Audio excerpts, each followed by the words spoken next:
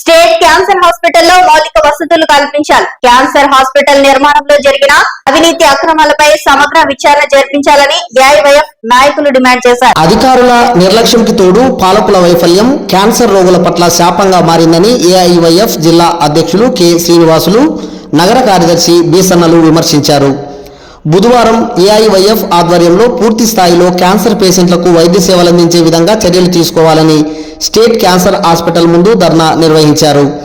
AIYF నగర అధ్యక్షులు బాబయ్య అధ్యక్షతన జరిగిన ధర్నా కార్యక్రమాన్ని ఉద్దేశించి శ్రీనివాసులు, బీసన్నలు మాట్లాడారు. పాలకులు, ప్రభుత్వ అధికారులు మారుతా ఉన్నా క్యాన్సర్ హాస్పిటల్లో పూర్తి స్థాయిలో వైద్య సేవలు అందించడంలో నిర్లక్ష్యం జరుగుతుందని, 2019 జనవరి నెలలో శంకుస్థాపన చేస్తే 2024 సంవత్సరం పూర్తి కావస్తున్నా ఇప్పటి వరకు పూర్తి స్థాయిలో వైద్య సౌకర్యాలు లేకపోవడంతో కేవలం ఓపీ చూసి పంపిస్తున్నారని, ఇది వైద్యాధికారుల నిర్లక్ష్యానికి నిదర్శనమన్నారు.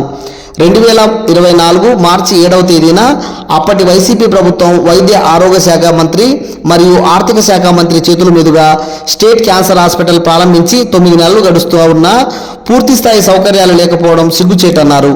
కోట్ల రూపాయల విలువైన వైద్య పరికరాలు వచ్చినప్పటికీ వాటిని ఉపయోగించకపోవడం వల్ల క్యాన్సర్ పేషెంట్లకి శాపంగా మారిందని, అర్ధ ఆయుష్తో క్యాన్సర్ పేషెంట్లు ప్రాణాలు పోగొట్టుకుంటున్నారని, మరికొంతమంది లక్షలు వెచ్చించి వేరే రాష్ట్రాలకు వైద్యం కోసం వెళ్తున్న పరిస్థితి దాపురించిందన్నారు.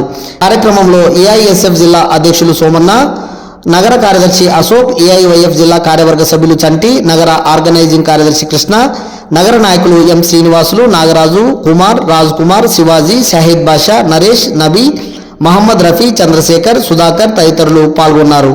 15 నెలల గవర్నమెంట్కు అప్పచెప్పాలని చెప్పేసి నిబంధన పెట్టుకున్నప్పటికీ 2024 డిసెంబర్ వచ్చినప్పటికీ ఇప్పటి వరకు వైద్యులకు సేవలు అందించకుండా క్యాన్సర్ హాస్పిటల్లో ఉందంటే క్యాన్సర్ హాస్పిటల్ పట్ల స్థానిక ప్రజాప్రతినిధులకైతేనేమి, రాష్ట్ర ప్రభుత్వానికైతేనేమి ఏ విధమైనటువంటి చిత్తశుద్ధి ఉందని చెప్పేసి అర్థమవుతా ఉంది.